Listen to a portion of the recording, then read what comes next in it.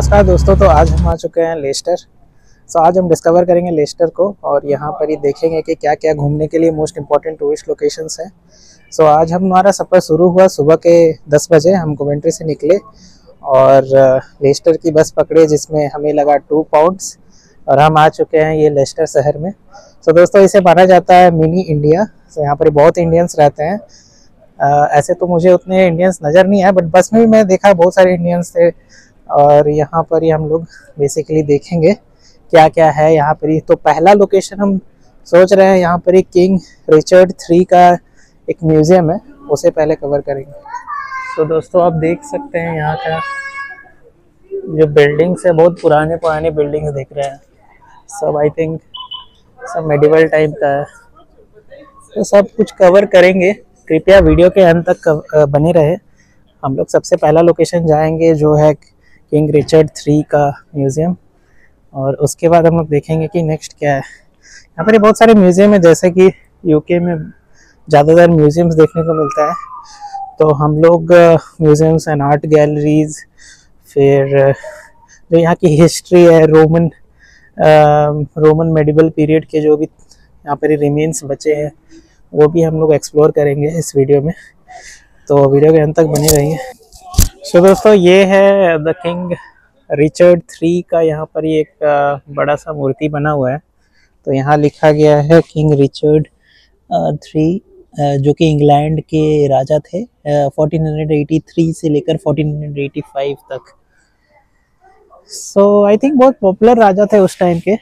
उनके वो एक वॉर हुई थी यहाँ पर ही, वॉर ऑफ बेडवर्थ आई थिंक। तो उसमें ये वीर गति को प्राप्त हुए थे। तो कहा जाता है कि यहाँ पर ही मतलब यहाँ किसी का घर हुआ करता था। यहाँ पर ही उनके कोर्टयार्ड में जब 2012 में ऐसे एक्सप्लोर मतलब आर्कियोलॉजिकल सर्वे वाले लोग ऐसे एक्सप्लोर कर रहे थे, तो उन्हें मिला यहाँ पर ही उनका रिमेन्स। तो इसे एक्चुअली किंग रिचर्ड 3 का विजिटर सेंटर बना दिया गया है। जैसा कि मैं यहाँ देख पा रहा हूँ, यहाँ पर ही बहुत सारे ऐसे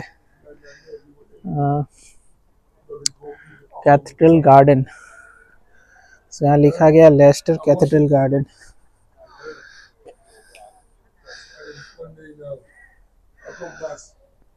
चलिए दोस्तों एक्सप्लोर करते हैं, क्योंकि ये जो लेस्टर का जो मेन टूरिस्ट लोकेशन यही है। सबसे पहले हमारा दिन यहीं से स्टार्ट होगा, किंग रिचर्ड 3 का ये विजिटर सेंटर। देखते हैं। एंट्री फीस तो आई थिंक फ्री है, क्योंकि यहाँ लिखा हुआ है। तो दोस्तों हम लोग वहाँ से बस से हॉप आउट किए, वहाँ से इधर आए। यहाँ पर ही लिखा हुआ है किंग रिचर्ड 3 विजिटर सेंटर। यहाँ पर ही लिखा गया है नो एडमिशन चार्जेस। ओके, यहाँ लिखा गया है किंग रिचर्ड 3।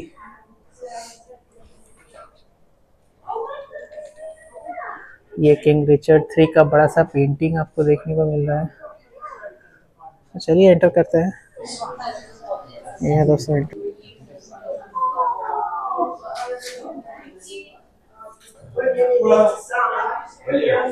दोस्तों मैंने यहाँ से एंट्री टिकट ली। एंट्री टिकट कुछ लाइक 11.5 पाउंड लिखा हुआ है। बट अगर आप कंबाइंड टिकट लेते हैं, अगर बूस्टवॉर्थ बैटलफील्ड का, तो ये 13 पाउंड्स पड़ता है। ठीक है। तो मैंने कंबाइंड टिकट ले ली। और ये दोस्तों ये जब आप टिकट लोगे ना, ये 12 मंथ्स के लिए एप्लीकेबल है। आप साल में कभी भी आ सकते हैं। बस वो टिकट जो दिया गया उसमें कुछ QR कोड है, वो हमेशा शो करना है, और आप कभी भी साल में किसी भी दिन आ सकते हैं। मुझे वर्थ इट लगा दोस्तों। इस लोकेशन को कवर करके हम लोग वो नेक्स्ट वाले लोकेशन जाएंगे। देखते हैं। तो कहा जाता है ये जो विजिटर सेंटर है किंग रिचर्ड 3 की, तो उनको डेडिकेट किया गया है। उनके लाइफ हिस्ट्री को यहाँ पर दिखाया गया है। बहुत सारे ऑडियो विजुअल्स होने वाले हैं, तो आप एंजॉय करें हमारे वीडियो को। देखते हैं, थोड़ा जानते हैं इंग्लैंड की हिस्ट्री के बारे में। यहाँ लिखा गया है tickets are required for the exhibition. हमारा पहला चेक पॉइंट है ये दोस्तों। यहाँ लिखा गया this is the story of king Richard 3 born in 1450, crowned in 1483, killed in 1485, discovered in 2012. The story begins with the kingdom of Warren itself. Sugared words indeed. सो यहाँ तो कुछ तो स्टोरी चल रहा है दोस्तों, चलिए सुनते हैं। सो दोस्तों स्टोरी की शुरुआत होती है बैक इन 1300 सेंचुरी से लेकर। सो कहा जाता है कि उस समय में एक राजा रहे थे एडवर्ड द थर्ड। तो उस समय वो करंट इंग्लैंड के जो राजा थे, तो उस समय में वो मतलब जब वो मरने वाले थे तो उसने अपने जो सारी जो टेरिटरीज है उसको मतलब different different dukes and lords जो उनके डिसेंडेंट्स थे, अपने जो कजन्स मतलब जो भी थे, उनको डिवाइड कर दिए in form of different dukes, जैसे ड्यूक ऑफ यॉर्क और ड्यूक ऑफ वेल्स, ऐसे करके सारे डिवाइड कर दिए, सारे रॉयल ड्यूक्स एंड सारे, और उनको जो सर्व करते थे एज ए प्राइम मिनिस्टर और डिफरेंट लॉर्ड्स जो होते थे उनको बोला जाता अर्ल। तो अर्ल ऑफ वॉरविक जैसे होता था वैसे सारे लॉर्ड्स उनको सर्व करते थे। तो जैसे कि हम लोग थ्रोन रूम से आगे आते हैं तो यहाँ पर ही सो दोस्तों ये गाइड मिला है, हम लोग इस गाइड को फॉलो करेंगे। तो सबसे पहले यहाँ से हम लोग एंट्रेंस लिए, अब यहाँ पर एडमिशन और गिफ्ट शॉप था और यहाँ से हम लोग एंटर किए तो वो था ये थ्रोन रूम। यहाँ थ्रोन रूम पहले हमें ये कवर करना है, मर्डर मिस्ट्री एंड मैथड मयम। देखते हैं यहाँ इंट्रोडक्शन में क्या लिखा है, पूरा हिस्ट्री के बारे में लिखा है। सो दोस्तों पूरी इंग्लैंड की अगर हिस्ट्री को अगर देखे जाए तो उसमें बहुत सारे इवेंट्स हुए थे, बहुत सारे कॉन्फ्लिक्ट्स हुए थे, उनको यहाँ पर इस वाले रूप में पूरे अच्छे से दर्शाया गया है। Like in terms of introduction, murder, mystery और महम मरहम। सो एक्चुअली इन तीन भाग में डिवाइड किया है। इसमें बहुत सारे इवेंट्स हुए। सो वो सारे चीज़ जो इम्पोर्टेंट इवेंट्स है और जो इम्पोर्टेंट कैरेक्टर्स थे उस समय के, उन सारे चीज़ को यहाँ पर ही आप देख सकते हैं।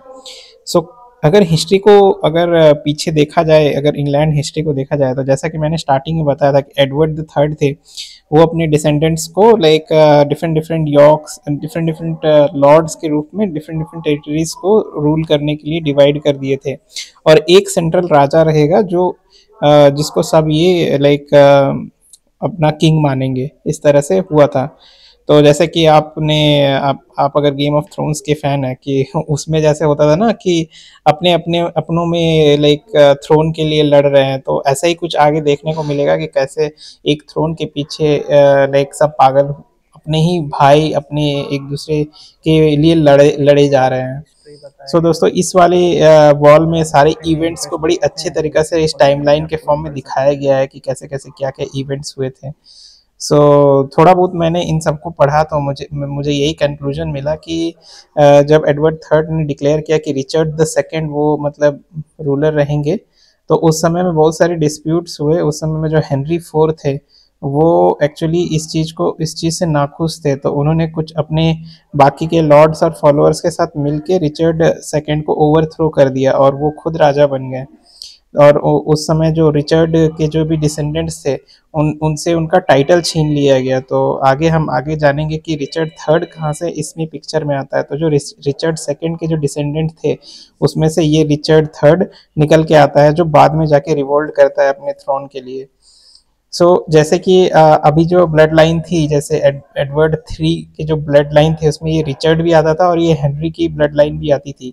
तो अभी फिलहाल हेनरी फोर्थ ने क्लेम कर लिया था थ्रोन में, तो हेनरी फोर्थ बैठ गया था। और जस्ट हेनरी फोर के बाद हेनरी फिफ्थ ने थ्रोन को संभाला।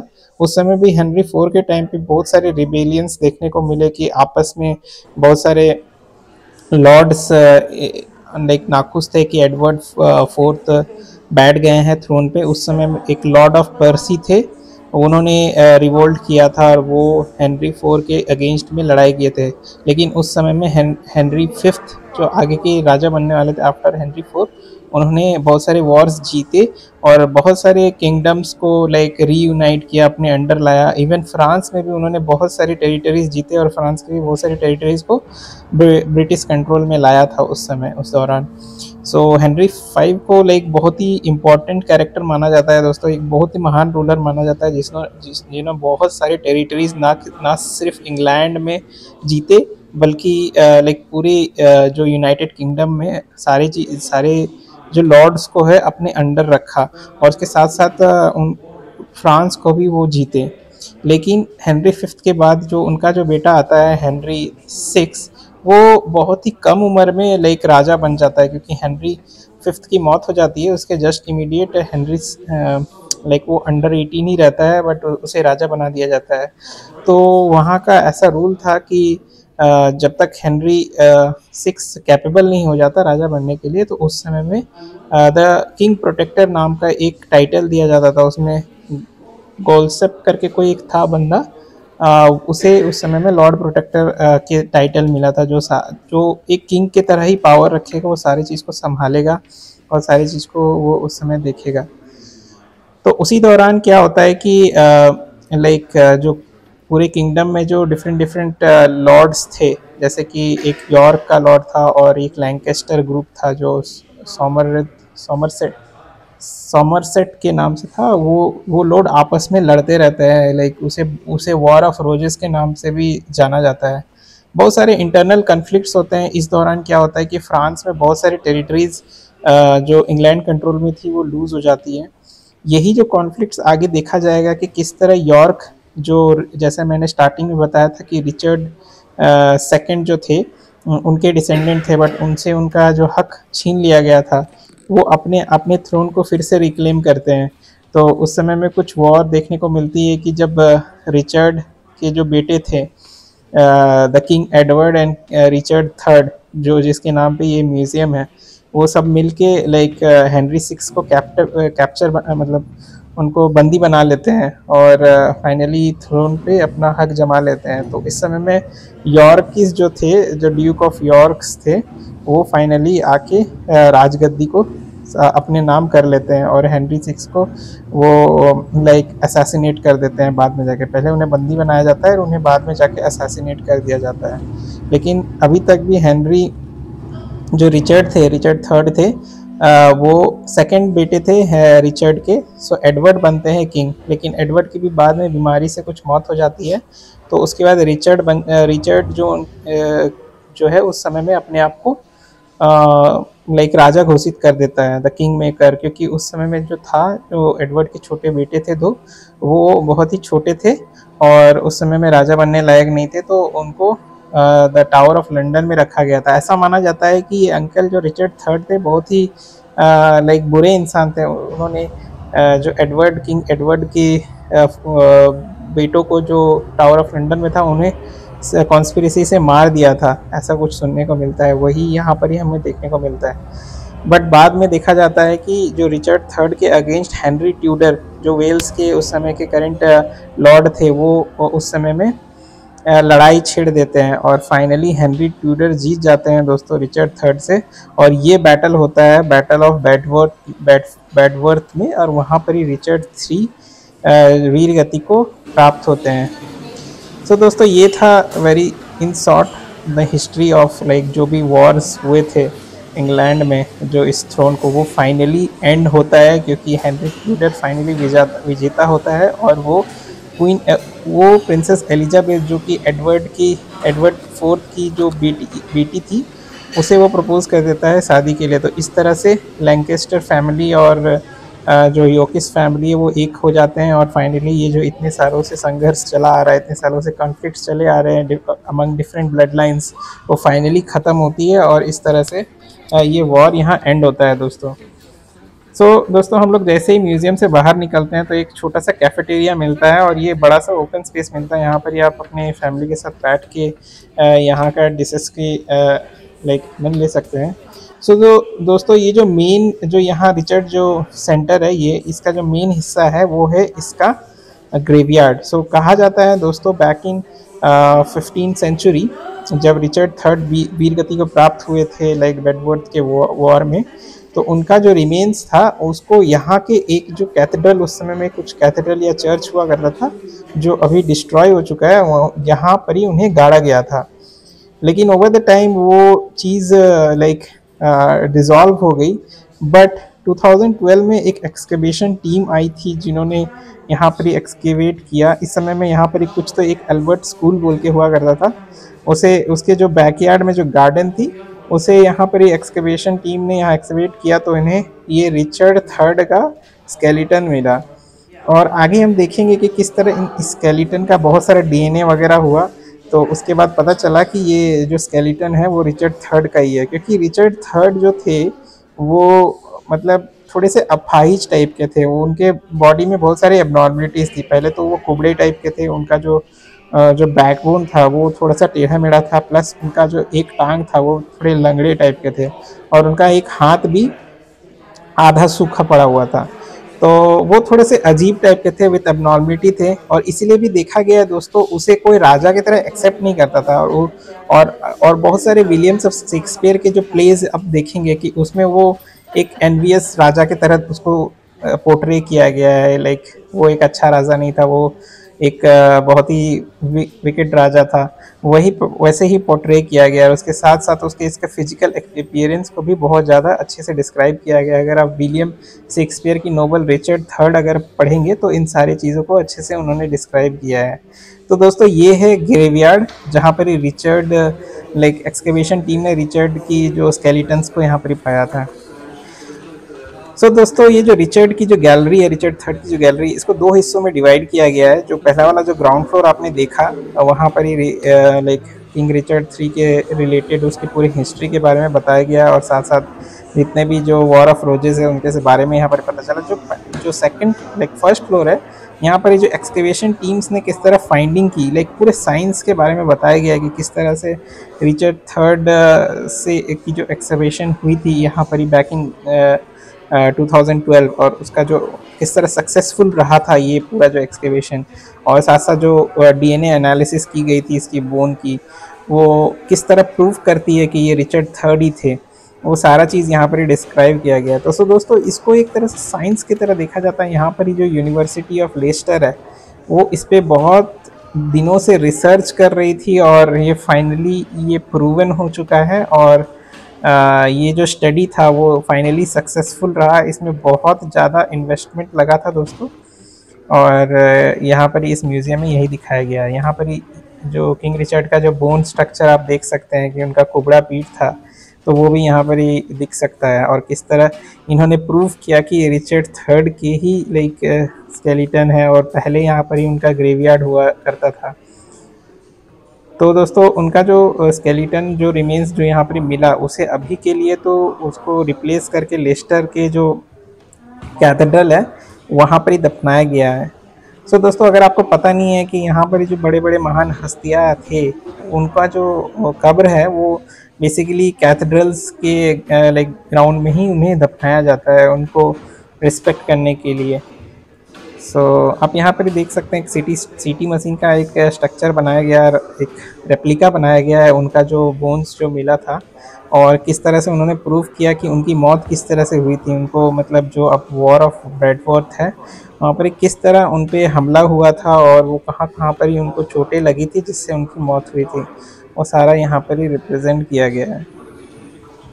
डीएनए के बारे में भी बताया गया है कि कैसे उनके डीएनए एनालिसिस की गई, उनके जो डिसेंडेंट है अभी जो इस करेंट 21st सेंचुरी में रह रहे हैं उनसे उनका जो डीएनए किस तरह मैच किया, और वो कैसे प्रूव करते हैं कि ये रिचर्ड थर्ड ही है। तो सारा चीज़ यहाँ पर ही आपको देखने को मिलेगा। काफ़ी इंटरेस्टिंग था दोस्तों, काफ़ी नॉलेजेबल था। लाइक आज के ज़माने में भी अगर वो like back in 15th century के जो राजा हैं उनका जो एक्सकवेशन रहा और किस तरह वो सक्सेसफुल रहा, वो सारा चीज़ यहाँ देखने को मिलता है।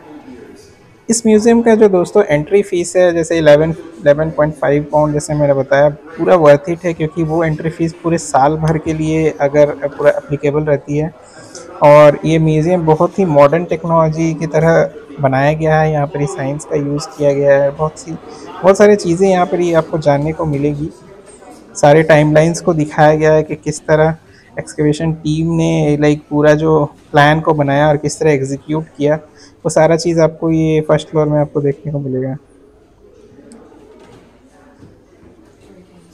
सो वेल दोस्तों, ये वीडियो काफ़ी लंबा हो गया। आशा करते हैं कि आपको मेरा ये वीडियो बहुत ही ज़्यादा इन्फॉर्मेटिव लगा और आप हमारे चैनल पे आपको बहुत ही कुछ इन्फॉर्मेशन जानने को मिलती है।